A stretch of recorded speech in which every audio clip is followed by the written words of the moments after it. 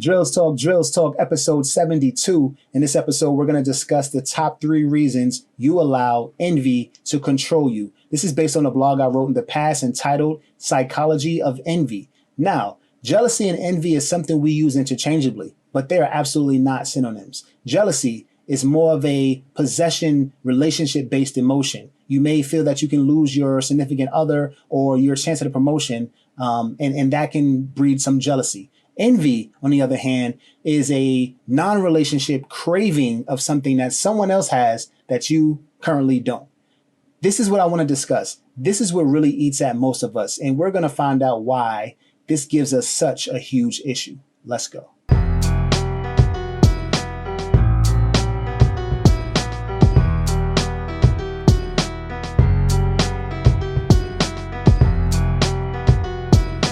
Drills Talk, episode 72. In this episode, we're going to discuss the top 3 reasons you allow envy to control you. But before we get started, please like, subscribe, share, comment, show your love however you would like to show your love. Here we are, an entrepreneurship-based channel. We share motivation. We are talking mentorship. We do self-assessment. We discuss everything that I've experienced in my past and how it can possibly help you and how it's helped me or not helped me.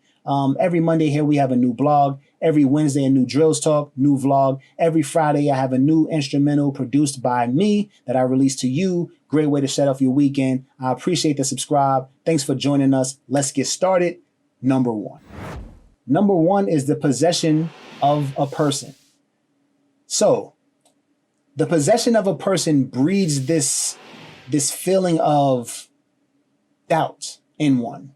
Okay, let's say you are working your tail off and you see somebody drive past you in a car that will take you probably 10 years to save up for. Okay, why does it make you feel a certain way? Why do you feel like maybe that person shouldn't have it? We don't know that person. We don't know what that person did to get that. We don't know if that's even that person's vehicle, but we feel like, hey, why am I not driving that? Why do I not have that? Or you go to a party and it's a real big party and it happens to be a mansion party. And you're like, wow, this is actually somebody's home. Why is it not my home? Like, why don't I live here? That's the start of envy. You start questioning yourself because of the possessions of others. But we don't ask the right questions. We're asking, why is this not mine? Instead of, what did I do for this to be mine? Did I ever even have this outset? You know, a lot of people don't even have the goal to get that thing, but see another person with it, and maybe now it's a goal. Why is that?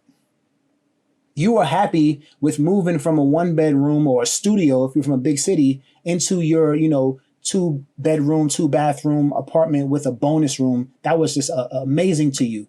And because you go to a mansion party 2 weeks after you move in, all of a sudden now this is rubbish. Like, this is garbage now. I don't 2 bedrooms, 2 bath, whatever. I was just in a mansion. Okay.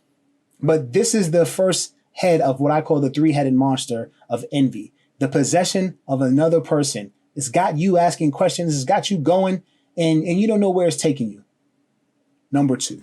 Number 2 is you lacking that possession. So if somebody drives past you in a nice car, let's say they're in a Lexus and you're driving a BMW, it's okay, right? No big deal. They got the Lexus. I chose to go BMW, whatever, right? If they're driving a Jaguar and you have a Bentley or something like that, it's like, oh, well, they have a nice car, but I feel that, mine's a little better. It's no big deal.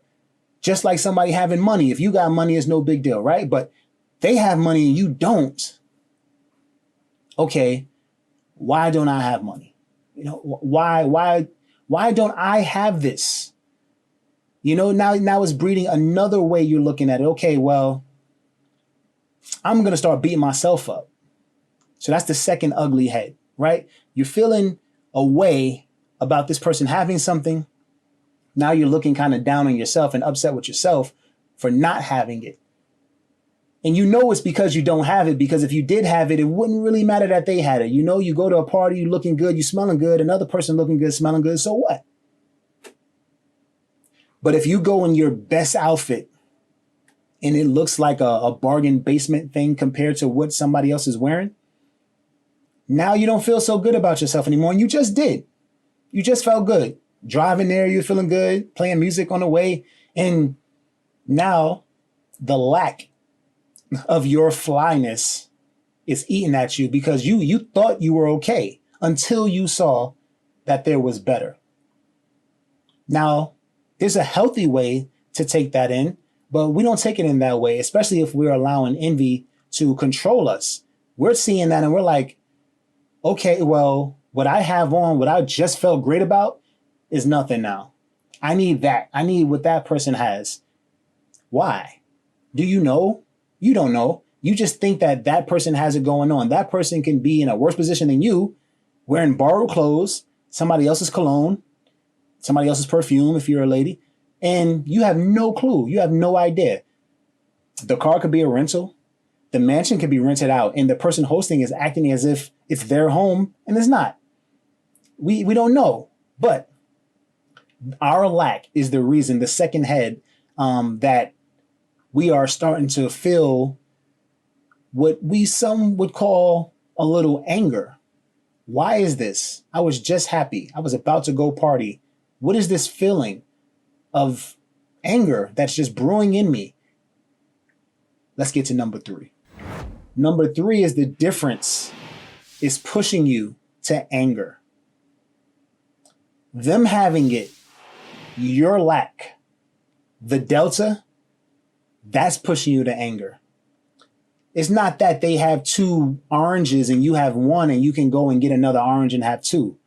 It's the fact that they have an orange from somewhere you don't even know where to get the orange. You don't even know that there was that type of orange. How can you get there? You're expecting to be just as good as them and why can't I have it? But you don't even know how to go about getting it. That's the problem. Let's say you want that mansion and you did just get your 2-bedroom, 2-bath. All right, well, you signed a lease, so you're at least a year in there, right? But you're a little more than a year away from being able to obtain a house that size. So that's what's brewing the anger. So that's the third head. And now you are fully envious because you have the person whose possession you want. You are aware of the lack. And now you know the delta between you getting what they have and what you have right now. It can be very upsetting, very crippling, because now you've told yourself that, okay, they're the greatest right now compared to me. So you're down in the dumps because you're nothing. There's something. And from nothing to something seems like it's years away, maybe even more. Envy does nothing for us. That's not motivating. That's not making you feel good. That's not saying you can one day get this. That's saying that you're so far away, you might as well not even try. You're nothing. This person's something. Don't do that. Now, there are ways to try to, go around this and try to push it off on them, and try to make them, if they're envious of something you have, maybe you'll be okay. Hey, you got a real nice mansion, but hey, check out my car. You got a real nice car, but hey, check out, this that I, yeah, you can probably do it. But what if they don't care? And now you're still down in the dumps. And the reason they don't care is because they don't deal with envy. They're happy with what they have. It's not about what somebody else has. That person driving that car could have been driving your car 5 years ago and worked their tail off to get it. That person in that mansion, you don't know what they did to get that mansion. You don't know what they did to get that home. You don't know the sacrifices they made. You don't know if they were in that same 2-bedroom, 2-bath and they stayed there until they saved up that down payment to finally get that home. In the meantime, coming up with 2, 3, 4 streams of income. But you're just worried that they have it and you don't. What is that doing for you? It's not doing nothing for them because they can't feel what you feel. They don't feel that delta. They don't feel that difference. And they may not even be looking down on you. Everybody's not like that. They may be happy to be at the party.